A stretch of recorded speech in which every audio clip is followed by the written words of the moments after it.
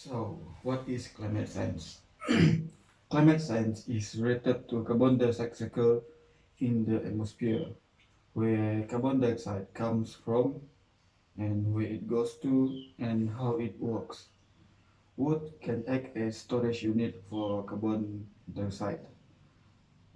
Climate science include first, good forestry practices, second, clear cutting, and third, construction materials.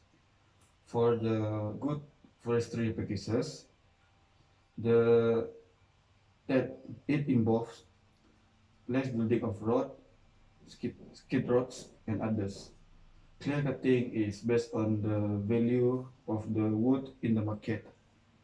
For construction material, it involves wood versus steel versus concrete, where wood have greater bending strength and less pollution compared to steel and concrete. Life cycle analysis is a method to measure the impact of the energy, material use, and waste release throughout the life of a building product. In the case of wood, life cycle analysis begins with the cutting down the tree, which involves the use of chainsaw, trucks, and creating a road to transport the wood for manufacturing, construction to recycling and disposal. The trees are cut down to collect the raw material of wood. The remaining of the residues are being collected and converted to become electricity. In the case of steel, mining of coal are involved for the steel production, and for concrete, it involves the use of the heavy equipment. There are a lot of electricity used in all the process. If you compare the amount of electricity used for the production of wood, steel, or concrete, the wood required less amount of energy compared to the both of steel and concrete. All of the processes are connected with the transfer of input and output from one process to the another. Electricity has to get produced somewhere, whether it's a natural gas plant, a hydroelectric dam, or a coal-fired plant. All of those have their environmental aspect that need to be dealt with.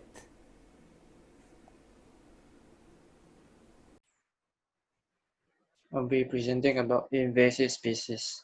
Invasive species is any insect, plant, fungus, or animal which has been introduced into a habitat that it is not native to and which has become established in that habitat.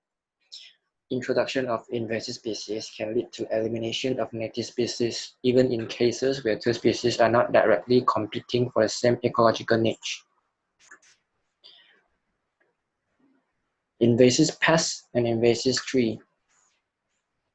Invasive pests cause damage to native forests, resulting in loss of available timber resource.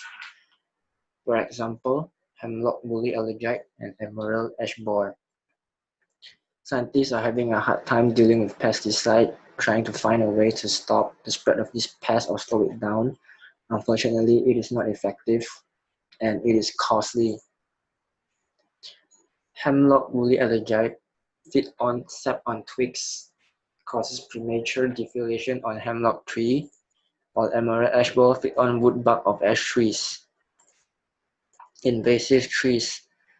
Ailanthus altissima, commonly known as tree of heaven, has become invasive in Europe, Australia, and North America due to human transplanting it from China. Ailanthus altissima is a pioneer species, making it a tough plant to control. It is adaptable to a very wide range of soil conditions and climatic conditions. Ailanthus altissima grows rapidly, generate a lot of seed every year, and spread fast, replacing native tree species. And here is a picture of fruit of Ailanthus altissima and the leaf of Ailanthus altissima.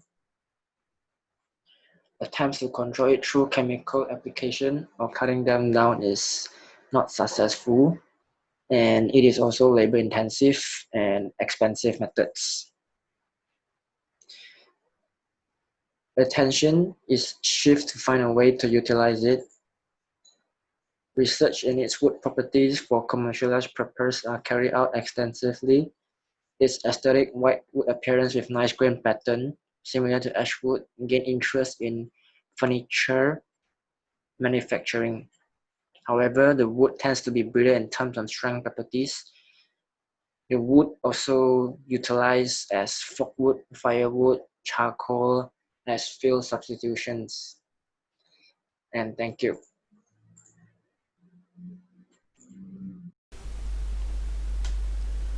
For forest and population growth in other environmental factors of demand and sustainability, it have a three main part, which is the first one, adapting to species decline and increased demand, which means it requires a more of wood production to make a wood manufacturing, but it will increase the demand for the raw material, energy, and the disposal of waste product to making a new wood manufacturing.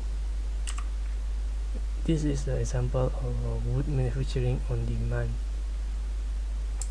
And the second part is a preservation and demand of wood, which is a major problem to consider, which is wood is easily to decay and can be attacked by various insect and marine organisms, which resulting in frequent replacement and rebuilding.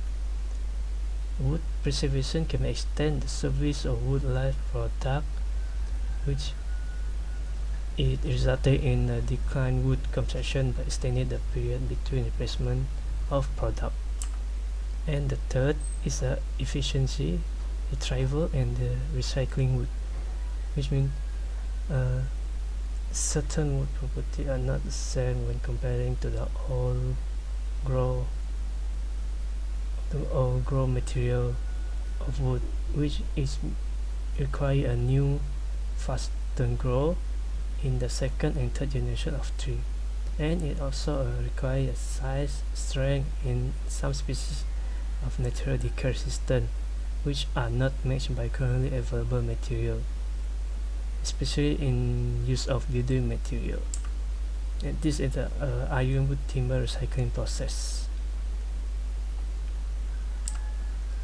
And in conclusion, an increase of management intensity in domestic and global forests is unlikely. The forest reserve and the low intensity of management understand managed for timber production, which increase the intensity of management on forest land generally, substantially increase the area of higher forest plantation, significantly improving conserving technique, and shifting increasingly to non-wood material. The other environmental factors that affect the growth of the woods are mechanical properties, moisture content, and thermal conductivity. For the mechanical properties, wood is an organically grown and isotropic and non-homogeneous material. In the inner structure of the wood, the fibers orient themselves in axial and radial direction, which is the reason for an isotropic material properties. For the moisture content, the water ratio is an important factor in the woods. It influences the density, the weight, the strength, the electrical properties, and the durability of the woods. The water content in wood changes after the tree was cut, during the manufacturing, until the implementation of the structure. For the thermal conductivity, wood is used in industries and homes where the resistance of wood to heat transfer is of huge significance. Wood is influenced by many factors in terms of heat conductivity. Some of the more significant factors that affects the rate of heat flow in the woods are the density of the wood itself, the moisture content of the wood, the direction of the heat flow, and the distribution of the chemical substance in the woods such as tannins or oil.